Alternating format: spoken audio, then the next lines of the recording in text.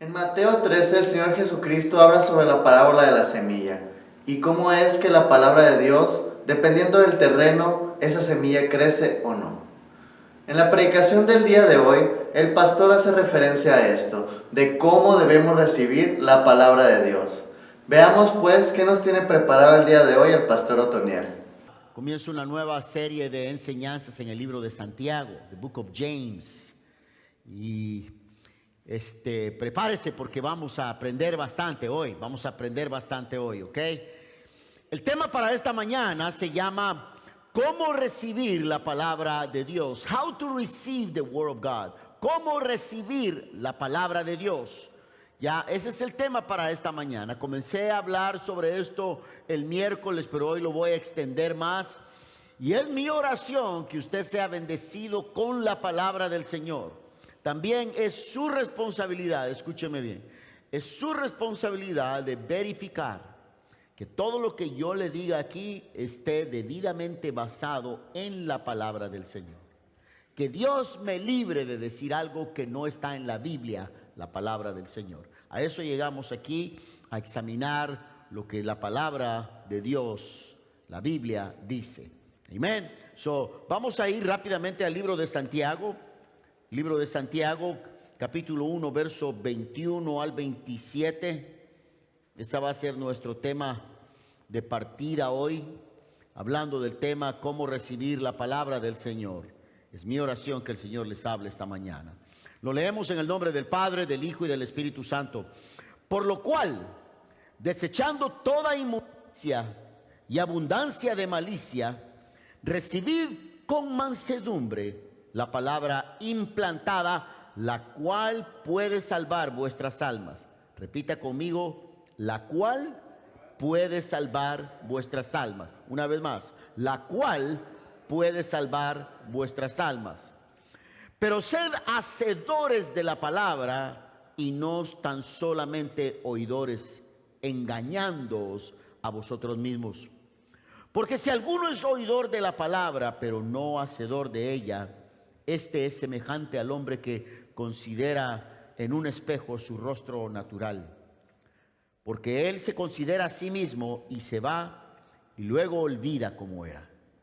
Mas el que mira atentamente en la perfecta ley, la de la libertad, y persevera en ella, no siendo oidor olvidadizo, sino hacedor de la obra, este será bienaventurado en lo que hace.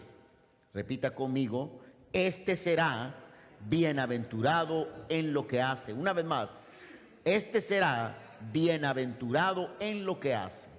Verso 26, si alguno se cree religioso entre vosotros y no refrena su lengua, sino que engaña su corazón, la religión del tal es vana.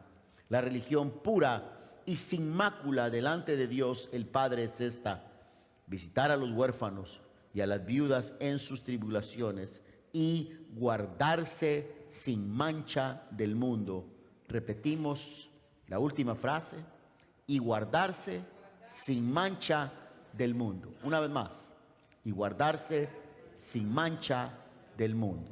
Señor Todopoderoso, hoy, Dios mío, siendo yo un mero hombre, un hombre común y corriente, te ruego que tú uses mi boca, Dios mío, para ser de bendición para tu pueblo. Ayúdanos a ser hacedores de tu palabra. Y primeramente, Señor, te ruego que esta palabra sea efectiva y que todos hoy, al salir de este edificio, podamos salir, Dios mío, con la firme determinación de recibir tu palabra con mansedumbre. En el nombre de Cristo Jesús, todos decimos amén. Tome su lugar. Estudiando el libro de Santiago, el medio hermano de Jesús,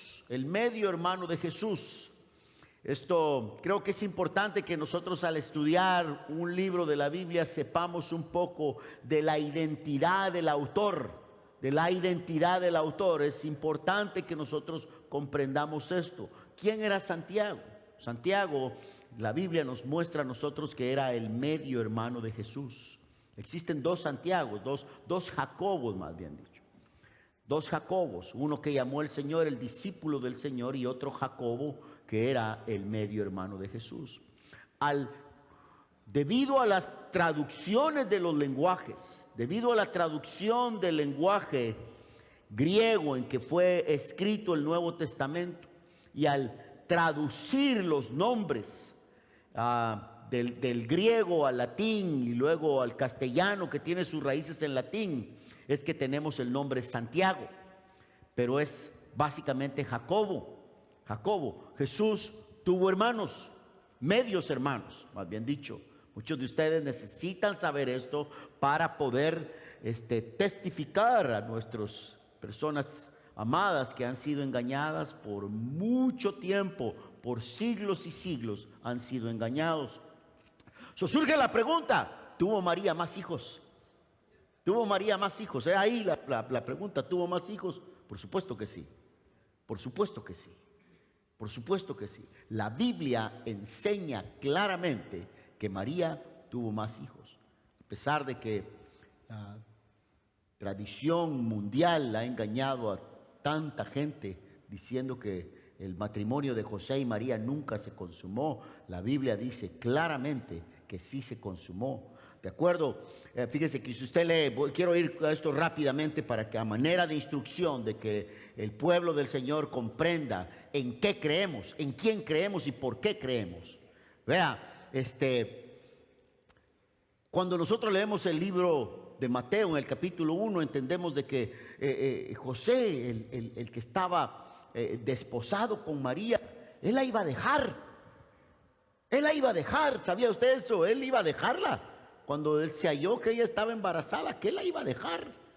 Ni modo, dijo, aquí me jugaron chueco, yo no he tocado a la muchacha y yo mejor agarro mi mochila y me voy por aquí por la puerta, dijo él, me voy.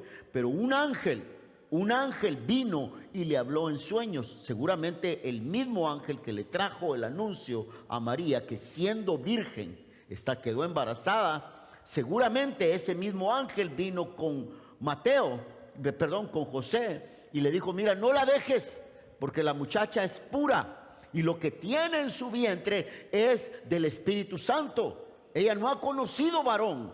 Es pura, es virgen. Así que no la dejes. Seguramente él pensaba dejarla, pues, y el ángel tuvo que venir a persuadirlo. Mateo capítulo 1, verso 24 al 25 dice, y despertando José del sueño, hizo como el ángel del Señor le había mandado y recibió a su mujer, pero no la conoció hasta que dio a luz a su hijo primogénito y le puso por nombre Jesús. Pero dice claramente, pero cuando la recibió, después la conoció hasta que ella,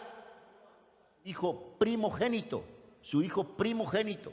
Fíjese pues, dos palabras bien importantes, que la conoció, es decir, la hizo suya, se consumó el matrimonio.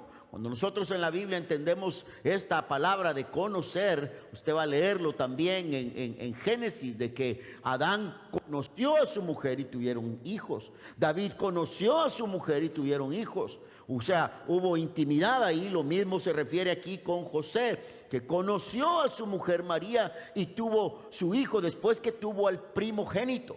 Solo esto basta y sobra para darnos cuenta que ella tuvo más hijos. Usted no le llama, si usted tiene solamente un hijo, no le llama, mira, este es mi primogénito. No, este es mi hijo único, mi unigénito, porque él solamente tiene uno. Cuando le llama primogénito es que es el primero de varios, es el primero de varios. Ya, la lógica es esta, pues, de que tuvo más hijos. Mateo capítulo verso 13, versos 54 al 58, dice que Jesús, después que partió de Nazaret y se fue a predicar, a hacer milagros, a comenzar su ministerio terrenal, la palabra del Señor enseña que un tiempo después regresó a Nazaret, la aldea donde él había crecido, y su familia no le creían. No creían que él venía hablando del reino de Dios y pronunciándose como el Hijo de Dios, como el Mesías. Es más, su familia hasta pensaban que estaba loco. Y una vez que él está predicando en un lugar, llegaron para hablar con él, para persuadirlo de que ya no siguiera haciendo esto, porque tenían miedo que la gente le pudiera hacer algo.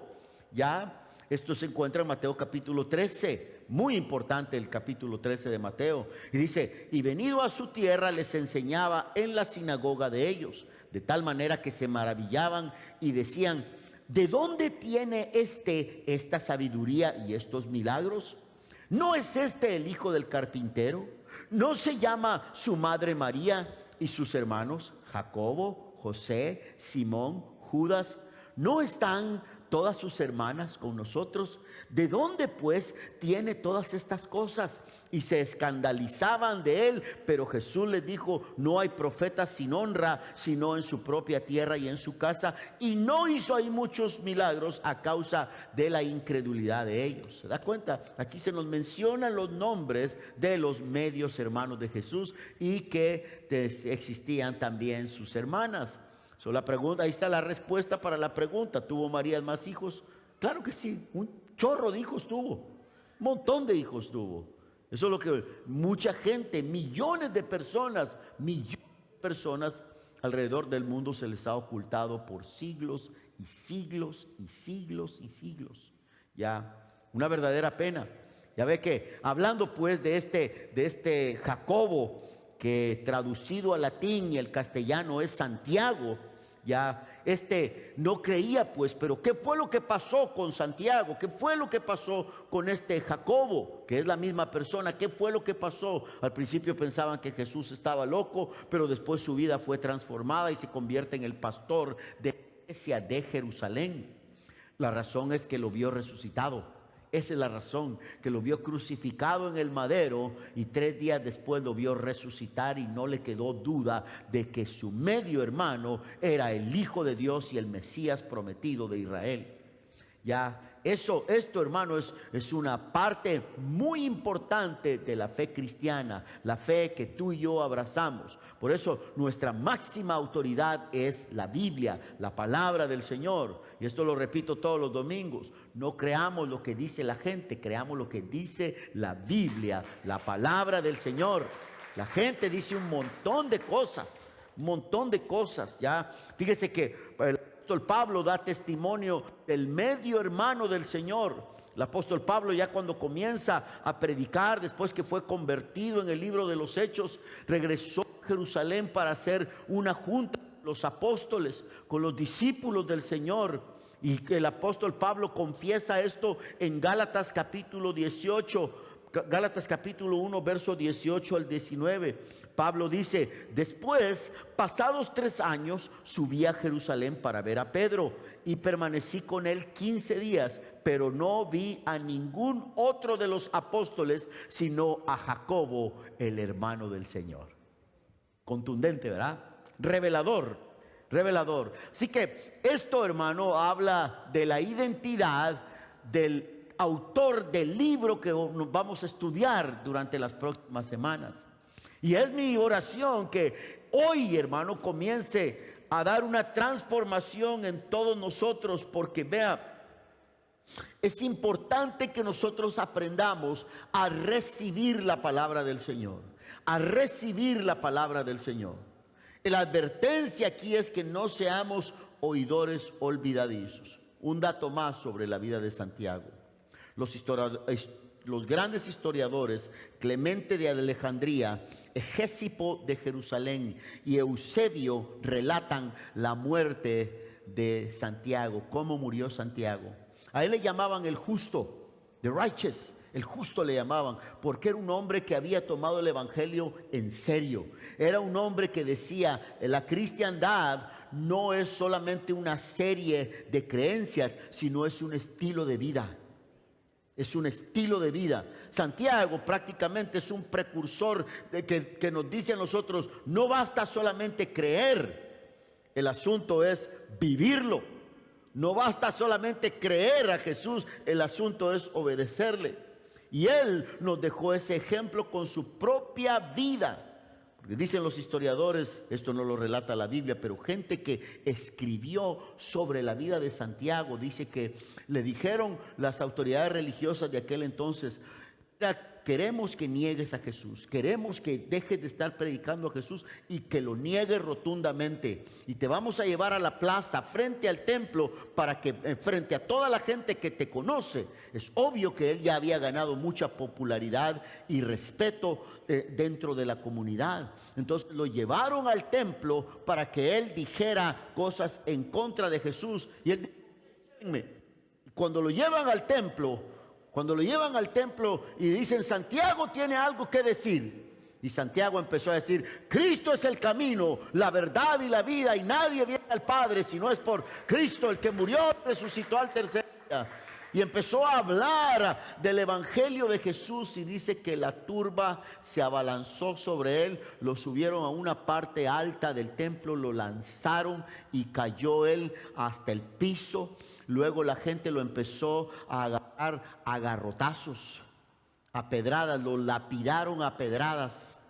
Así murió Santiago, dispuesto a ofrendar su vida, pero no quedar mal con aquel que le había dado la vida eterna, aquel que había muerto y resucitado al tercer día. Este Santiago, mire pues, cuando él escribe la carta, la epístola de Santiago, decía esto el miércoles pasado, Santiago más o menos entre unos 20, 25 años de pastorear la iglesia, una iglesia muy numerosa. Usted recordará que la iglesia, como creció en el día de Pentecostés, Pedro predicó, se convirtieron 3,000 personas, luego vuelve a predicar un tiempecito después, se convierte en 5,000 personas. Era una iglesia muy numerosa, muy numerosa. Y Santiago lleva ya un buen tiempo de pastorear la iglesia. Créame, en el pastorado se aprende bastante sobre las ovejas, se aprende bastante. Santiago, un hombre ya con mucha sabiduría pastoral, él entendía pues cuáles eran las batallas del pueblo, cuáles eran las luchas. Él vivía en carne propia las cosas con que batallaba la gente. Tenemos que entender que esta epístola, toda la Biblia, fue escrita para personas reales. Esto no es un libro de fantasía o de mitología. Esto fue escrito para personas reales, con problemas reales, con luchas reales, con las mismas cosas que batallamos ustedes y yo. Las mismas cosas. Fue escrito para seres humanos. Entonces nosotros podemos identificarnos aquí. Este Santiago escribe pues que debemos recibir la palabra del Señor. Y usted se preguntará, ok, mire pastor, ahí leyó usted de que al recibir la palabra del Señor, la persona puede salvar su alma. Puede salvar su alma, sí. Ya Dios no solamente quiere que nosotros escuchemos su palabra, sino que seamos hacedores de ella. Ya uno puede conocer toda la Biblia, pero eso no quiere decir que ha recibido la palabra del Señor en su corazón. Por eso cuando usted entre por esa puerta, venga con el corazón abierto para recibir la palabra del Señor, lo que la Biblia dice para nosotros. Venga dispuesto con su corazón abierto. Ya, ¿cómo es eso de que la palabra de Dios puede salvar el alma? Tenemos esa pregunta, ¿cómo es eso? Si fue escrito esto para cristianos, si fue esto escrito, porque Santiago aquí le está escribiendo a los hermanos, a los cristianos, no le está escribiendo a un grupo de inconversos, está escribiendo a la gente que supuestamente ya ha recibido la salvación de sus almas, que ya han recibido a Cristo en su corazón, los que se supone que le han entregado su vida al Señor. Santiago le dice, reciban la palabra del Señor, porque ella puede salvar sus almas. Bueno, y no ya fueron salvados, y no que ya fueron salvados, entonces ¿por qué tienen que seguir salvando sus almas? Vea, quiero repetir esto porque es muy importante que todos nosotros entendamos. La salvación puede ser entendida en tres grandes diferentes aspectos. Fíjese bien mis palabras, no estoy diciendo la salvación puede ser dividida en tres partes, no, estoy diciendo que puede ser entendida en tres grandes áreas. La número uno es la salvación que ya se recibió. La salvación que ya se recibió desde el momento que tú recibiste a Cristo, y si lo hiciste genuinamente, legítimamente, desde ese momento la Biblia nos muestra a nosotros, 2 Corintios capítulo 5 verso 17, de modo que si alguno está en Cristo, nueva criatura es. Las cosas viejas pasaron y he aquí todas son hechas nuevas. ¿Ya? La salvación recibe la vida eterna desde el momento que recibe a Cristo Jesús. Pero ahora necesita también la salvación de esperar, la salvación definitiva. La segunda es esta: la salvación definitiva cuando estemos en el cielo con el Señor, y allá no habrá pecado, no habrá más llanto, no habrá más tristeza, no habrá más dolor. Allá no va a haber enemigo que te ande tentando, no va a haber enemigo que te ande persiguiendo. Allá no existe el león rugiente. Allá seremos salvados de una vez, por siempre y para siempre. ¿Ya? Ahí van dos. La tercera es esta: que en nuestro caminar aquí en la tierra necesitamos seguir siendo salvados todos los días. ¿Cómo? Recibiendo la palabra del Señor y poniéndola en práctica. Salvados todos los días. Jesús dijo: conoceréis la verdad y la verdad os hará libres. Todos necesitamos seguir siendo libertados todos los días. Todos los días necesitamos seguir siendo salvados. Que esta salvación haga una diferencia entre nosotros. El comportamiento, hermano, es importante. El comportamiento es sumamente importante. Es importante. Es vital. Puede salvar el alma. Puede salvar el alma. La salvación que se necesita cotidianamente, pues, es el sacrificio del ego. Esta es la salvación que se necesita todos los días. El sacrificio del ego, que puede salvar vuestras almas, dice Santiago. ¿A qué se refiere el alma? ¿Cuál es el alma de un individuo? Es su ego. Es su ego. Es el área, es el yo mismo. Es el área donde están puestas las emociones, los sentimientos, la mente, la voluntad. Eso es el alma. Eso es el alma. Tu verdadera identidad. El estar dispuesto a sacrificar mi voluntad, dispuesto a sacrificar mi ego, dispuesto a sacrificar mi vida para que la palabra del Señor cobre vida en mi vida. Cobre vida en mi vida. Ya dispuesto a sacrificar el ego, su mente, sus emociones y su voluntad. Porque mire, hermano, míreme bien para acá. Míreme bien para acá. Y voy a decir esto porque les amo a ustedes. Les amo, y es mi responsabilidad que un día voy a dar cuenta delante de Dios por la congregación que Dios, sin que yo lo merezca, me puso a cuidar. Pero existe un gran peligro. Mire, existe un gran peligro, existe un tremendo peligro, es el peligro más grande de todos. Nosotros cuando salimos de la casa decimos: Señor, guárdame, que no va a haber peligro, que no me van a robar el carro, que no va a tener un accidente, etcétera, etcétera. Guarda a mis hijos, que en la escuela donde van que no vaya a haber tiroteo, que no van a poner una bomba, etcétera. Si vamos a un viaje, que no me van a agarrar allá los narcos o los federales y me van a quitar lo que tengo, o le van a hacer. Todas esas son peligros legítimos, pero existe un peligro mucho más grande. Mucho más grande. Yo diría el peligro más grande de todos. El más grande de todos los peligros. Y es que la gente piense que se va a ir al cielo cuando van a ir directamente al infierno. Ese es el peligro el más grande de todos los peligros. Creer que van a ir directamente al cielo y cuando van directamente al infierno. Creer que son salvos cuando no lo son. Ese es un tremendo peligro. Es un tremendo peligro, tremendo peligro. Yo quisiera, usted, a veces tengo la tentación, le voy a confesar, tengo la tentación, decir: Señor, dame un mensaje bonito que haga sentir bien a los hermanos. Y cuando doblo mis rodillas, el Espíritu Santo me redarguye: ¿y qué tal si pierden la salvación? Por eso es de aquí en la iglesia, hermano, usted no va a ver que yo soy un cheerleader. No lo soy, rehúso ser. Quiero predicarle lo que dice la palabra del Señor. Existe un tremendo peligro de que la gente piense que se va a ir al cielo cuando no va a ir al cielo, que la gente piense que son salvos cuando no lo son. Por eso es mi exhortación esta mañana: haga un examen hoy al estar escuchando la palabra, un autoexamen, y pregúntese: ¿estoy dando frutos? ¿Estoy creciendo? ¿Recibo la palabra con humildad, con mansedumbre? El peligro más grande de todos es vivir creyendo que va a ir al cielo cuando no será así. Mire, hermano, y para esto podemos atar rápidamente las palabras del Señor Jesús.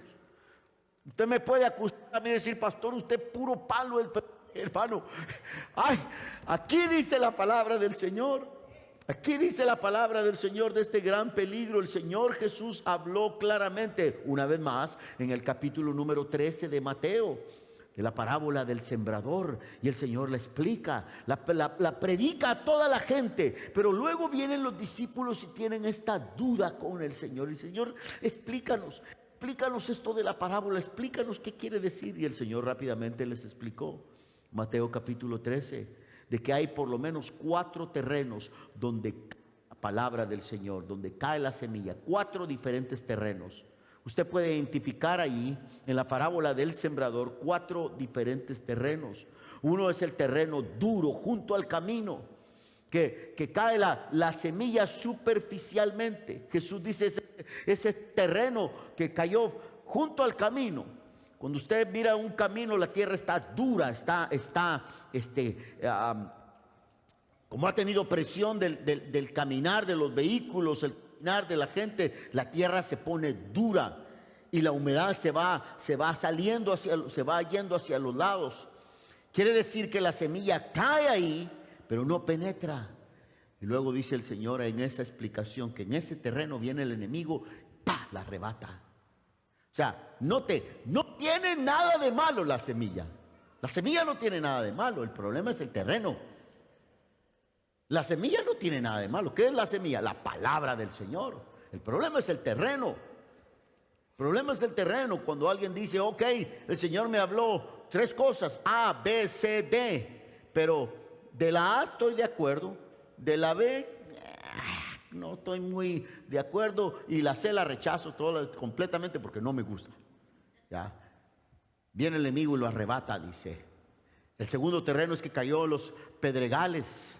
Y Jesús dice: esa es la gente que cayó la semilla entre los pedregales, entre las piedras, cayó la semilla estuvo ahí, pero luego dice, se va desvaneciendo, es ahogada por el calor, por el sol, por el calor de las piedras, la semilla se pierde. ¿Ya? Y eso significa que la persona se aparta, dice, por las aflicciones de la vida. Es decir, no había una buena penetración ahí, la semilla no echó raíces, se ahogó, se murió, porque las aflicciones de la vida, los problemas.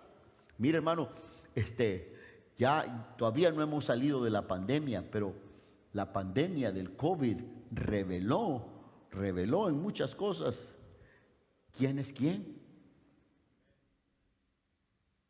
Hay mucha gente que al día de hoy, no se congrega en una iglesia porque el COVID se convirtió en su Dios. Es el COVID quien determina lo que hacen. Es el COVID, no es Dios. No están dispuestos a arriesgar nada. No están dispuestos a adorar. No están dispuestos a congregarse. No están, porque el COVID se convirtió en su Dios. Es el COVID quien dicta sus movimientos, sus acciones. Ya no es la palabra del Señor. Las aflicciones se los llevaron. Y Dios permite ciertas aflicciones en nuestra vida para que nosotros nos demos cuenta si en verdad soy un verdadero cristiano o si no lo soy.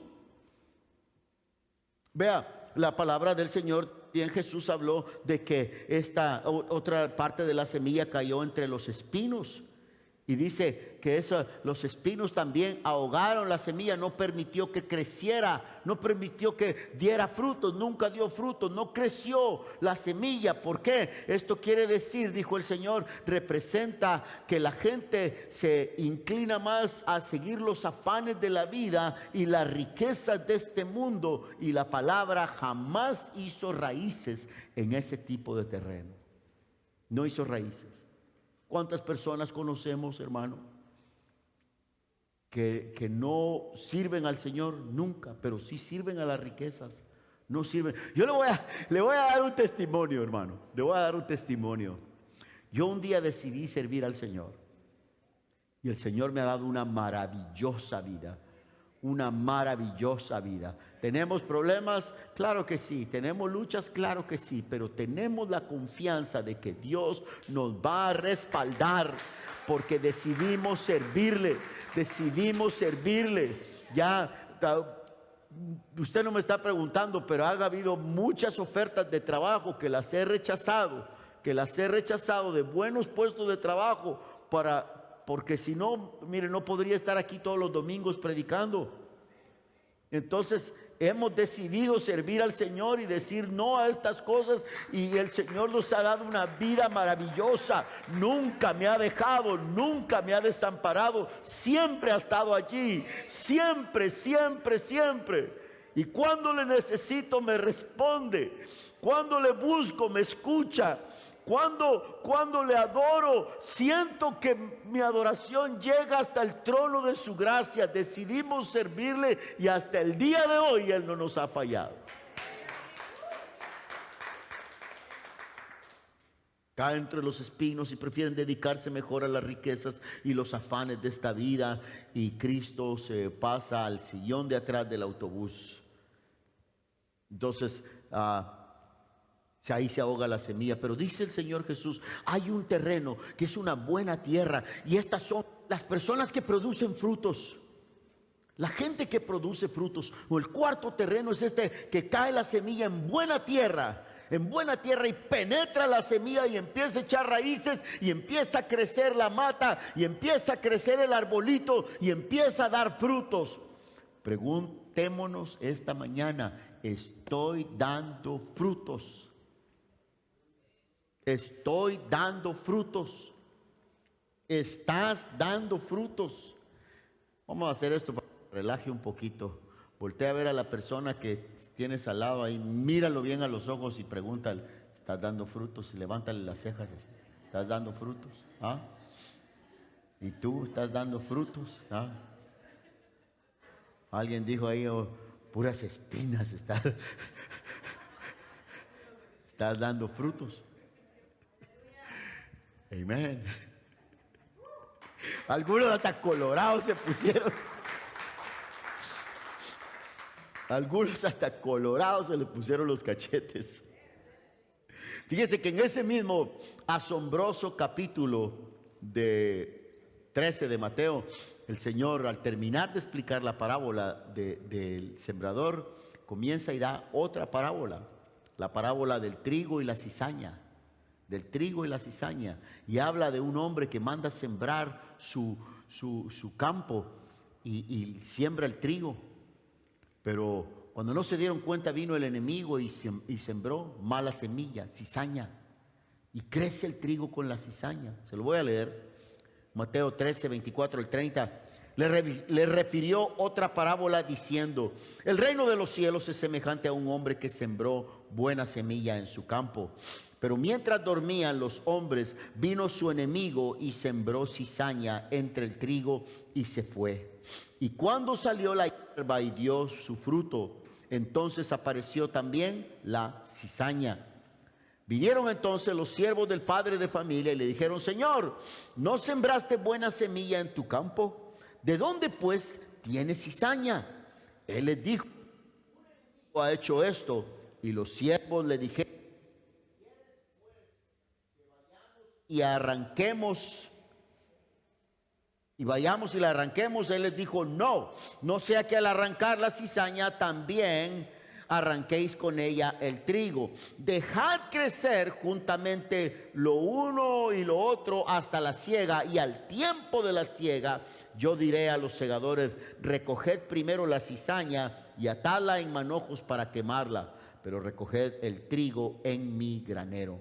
Asombrosa parábola. Vea, está diciendo aquí de que es una realidad inevitable, de que crece el trigo con la cizaña. Es una realidad inevitable, inevitable. En todas las iglesias hay cizaña. En todas las iglesias. En todas las iglesias hay cizaña. Hay buen trigo, pero también hay cizaña. Hay buen trigo, pero también hay cizaña. Fíjese, hermano, le voy a confesar mi ignorancia. Yo de agricultura no sé nada. Yo no sé nada de agricultura, nada, ¿ok? He leído cómo se planta un arbolito y a veces le he ayudado a mi esposa ahí como plantar una matita ahí en la casa, pero yo no sé nada, ¿ok?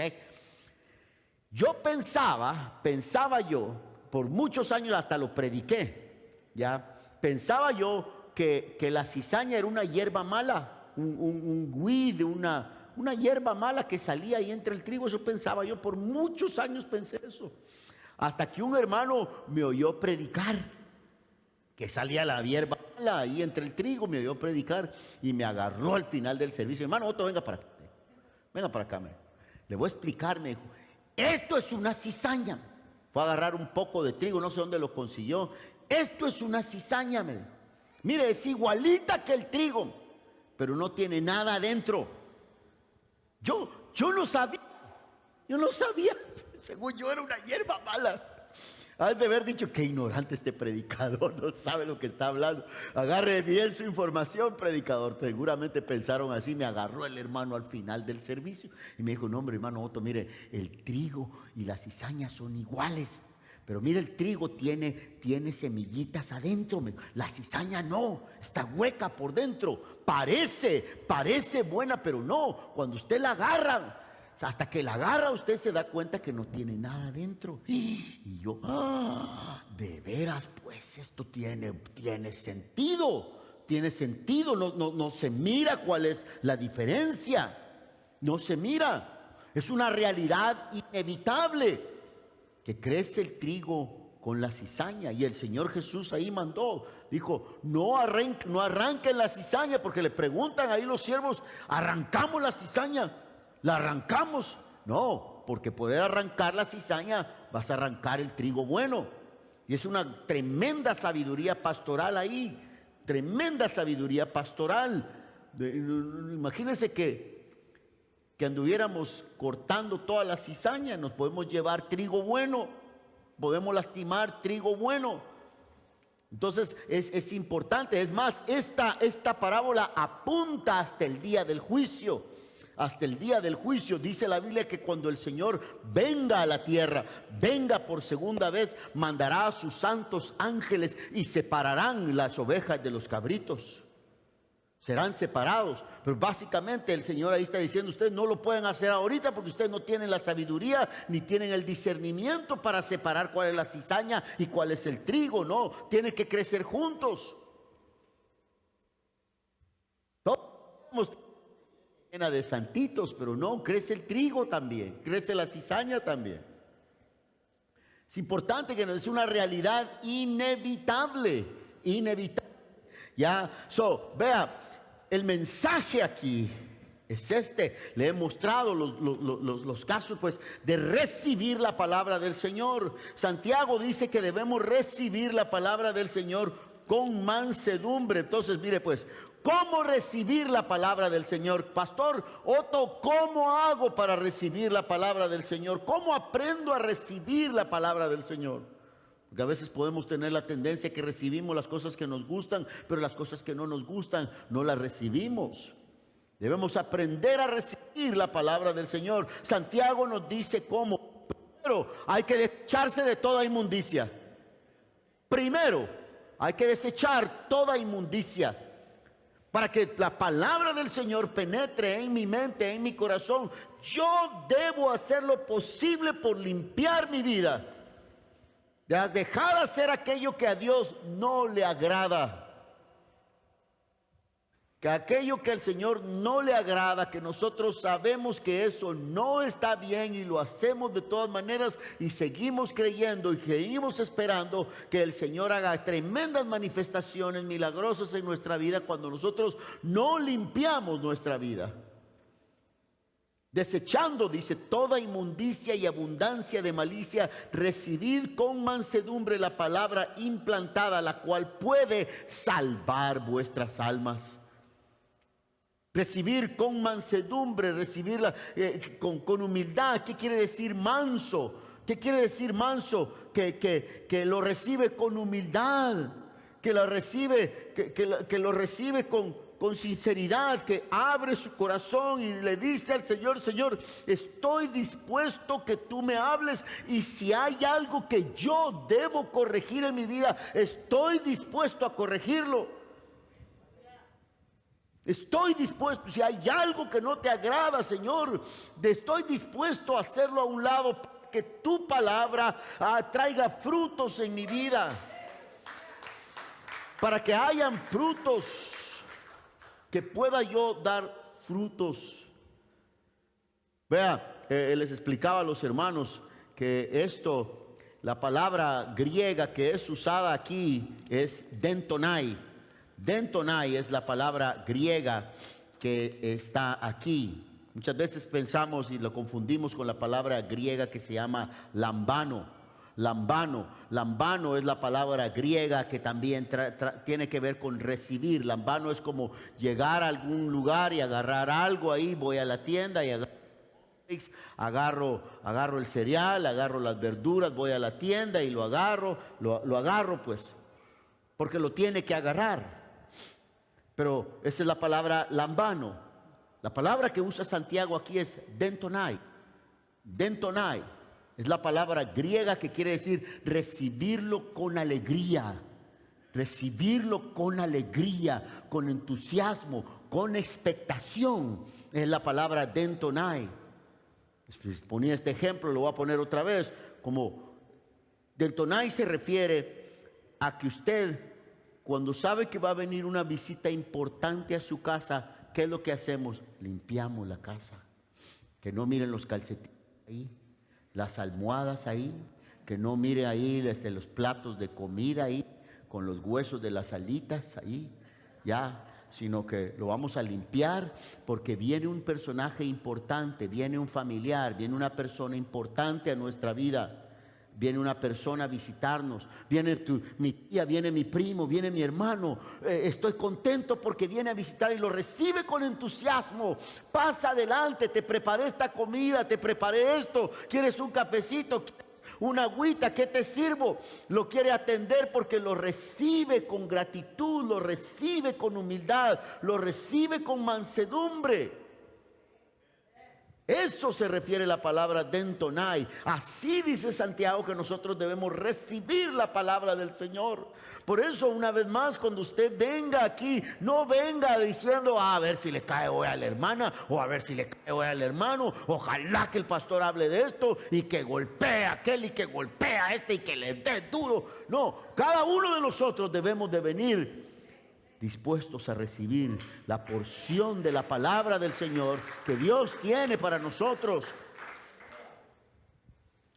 Eso quiere decir dentonai. Y luego sigue diciendo ahí su palabra, sigue diciendo que debemos desechar toda inmundicia, toda abundancia de malicia, recibid con mansedumbre la palabra, la cual puede salvar vuestras almas. Pero ser hacedores de la palabra, no tan solamente oidores, engañándoos a nosotros, a vosotros mismos. Nos engañamos a nosotros mismos cuando decimos: yo amo al Señor, pero no le obedezco. Nos engañamos. Santiago está diciendo: no te engañes a ti mismo, te estás engañando tú mismo. Escuchar mensaje y mensaje y mensaje y mensaje y mensaje y mensaje tras mensaje, y se pasan los años y la vida no hay transformación, sigue igual. Te estás engañando a ti mismo, dice Santiago. No nos engañemos a nosotros mismos, porque si alguno es oidor de la palabra, dice, pero no hacedor de ella es semejante al hombre que considera en un espejo su rostro natural. Alguien que se mira en el espejo, pero solamente se mira ahí nomás y no se detiene a considerar cómo está su rostro, cómo está su físico, cómo está verdaderamente su condición. Si no, solo se pone frente al espejo, se da una miradita, sí, bonito estoy, qué lindo soy, cómo me quiero.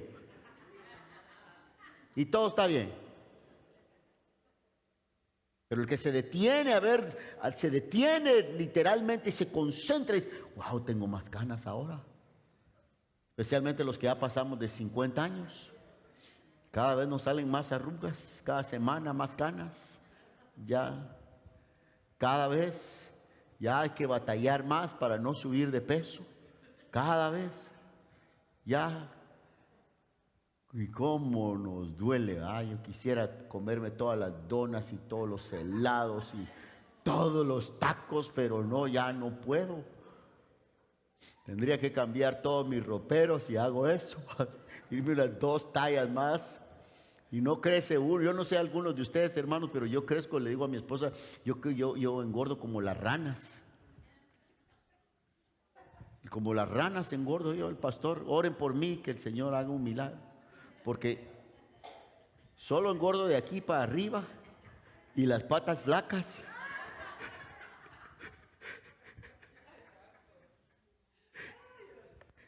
Ya quisiera uno engordar parejo, ¿no? Pero no es así. Algunos de ustedes están más bendecidos, tal vez físicamente. El que se considera a sí mismo, que está consciente de su persona, que se mira en un espejo y dice, no, yo necesito arreglo también. Yo necesito mejorar como pastor, necesito mejorar como hombre, necesito mejorar como esposo. Mi esposa va a decir amén. Necesito mejorar. Más siempre hay espacio para mejorar. Siempre hay espacio para mejorar.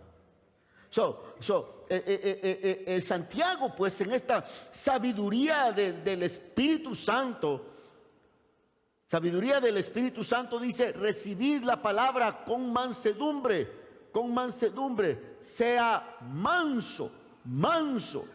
Jesús dijo, capítulo 11, verso 30, aprended de mí que soy manso y humilde de corazón y hallaréis descanso para vuestras almas. Surge el pensamiento ¿qué es ser manso?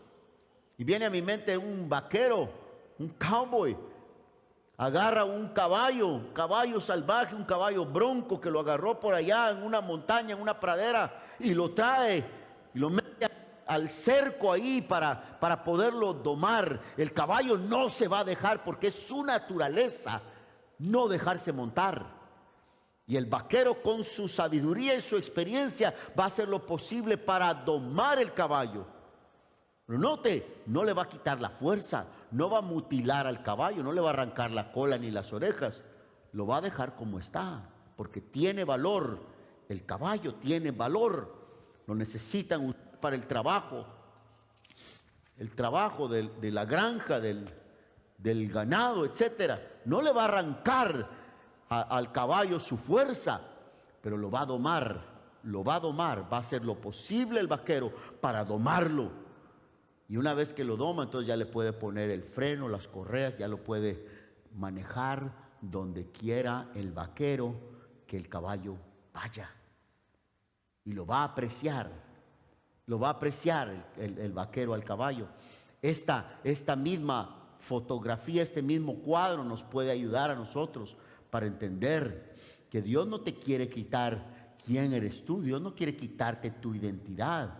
Dios quiere domarte para que hagas y vivas para la voluntad de Él.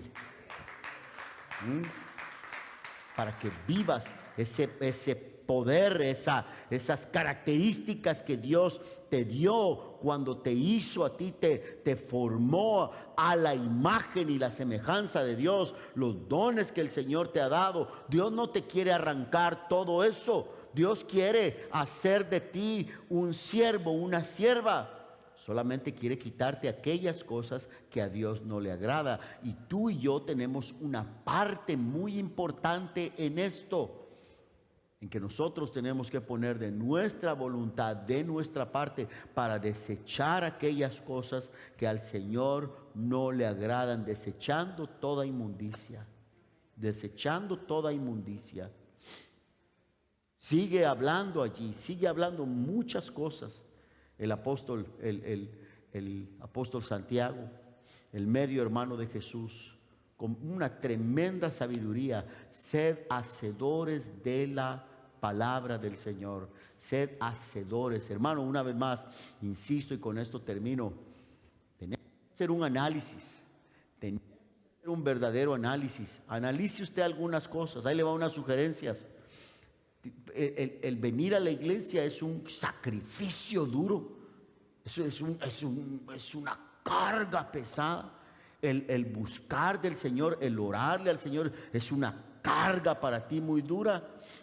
Tienes que estar consciente de eso, del peligro que hay, de que puedes vivir creyendo de que eres salvo solo porque una vez dijiste: Señor, yo te acepto, y levanté la mano y ya estuvo. Es más, fíjese que eso no está en la Biblia. No está en la Biblia. Eso no existe en la Biblia. La oración del pecador, no. Eso no existe. Solo levantó la mano y acepté a Cristo, ya estoy salvo. Eso no existe en la Biblia. Eso no existe en ninguna parte, existe en la Biblia. Lo que la Biblia habla es de arrepentimiento, y que la persona, cuando se arrepiente, es transformada y vive para servir al Señor, para complacerle a Él. Eso es lo que habla la Biblia. Una transformación, generación. Luego ya ve que estamos acostumbrados a ser llamado al altar, y a veces nos molestamos si no hay llamado al altar, pero en la Biblia en ninguna parte va a ver usted que haya llamado al altar. En ninguna parte usted va a encontrar en la Biblia que haya oraciones especiales: haga una oración especial por mí. En ninguna parte va a encontrar eso. Si la palabra, cuando cae de aquí a las primeras bancas, también está yendo a las últimas bancas allá, no solamente a los que pasan al frente. Es decir, todos recibimos la misma porción, la misma semilla es enviada para todas las bancas, para todas las personas. Pero ahí está que algunos la reciben, otras no. Por eso yo no quiero, yo no caigo en esa tradición de que tenemos que llamar al altar siempre. La gente a veces piensa que solo los que pasaron recibieron, y solo los que hicieron una oración especial. Yo quisiera que el pastor viniera hasta allá atrás, hiciera una oración especial. No, una oración debe alcanzar para todos. Para todos. Para todos, la misma semilla la que se lanza, pero cae en diferentes terrenos. Yo hago llamado al altar a veces según siento del Espíritu Santo, pero no es bíblico, no existe eso de llamar al altar. Nosotros hemos creado nosotros, que hemos hecho, pero no son exactamente lo que la Biblia enseña. La Biblia enseña que cada uno individualmente es responsable de recibir la palabra de Dios y de ponerla en práctica. Pase al altar o no pase al altar, cada uno es responsable. Cada uno es responsable de hacerlo. Ya, hermanos amados, que el Señor me libre de decirles algo que la Biblia no dice. Examine usted mis palabras esta mañana, examínelas con la palabra del Señor. También otro fenómeno muy difícil, un fenómeno que sucede en nuestro tiempo, es que la gente va rebotando de iglesia en iglesia buscando que les den una palabra especial a ellos. ¿Ya? Que les den una profecía, buscando algún profeta ahí, que les dé una profecía, cuando debemos recibir la palabra del Señor tal y como viene. Las personas a veces siempre andan buscando una palabra especial y esperan que el hombre detrás del púlpito se les acerque y les diga algo especial. Solo ponga en práctica lo que la Biblia dice y verá que vendrá transformación a su vida. Hermanos amados, todos que hoy deciden recibir la palabra del Señor con mansedumbre, les voy a pedir que se pongan sobre sus pies. La palabra ha sido lanzada, la semilla ha sido lanzada. Que el Señor nos ayude, que el Señor nos ayude. Pregunta, te voy a dar la oportunidad, cierra tus ojos.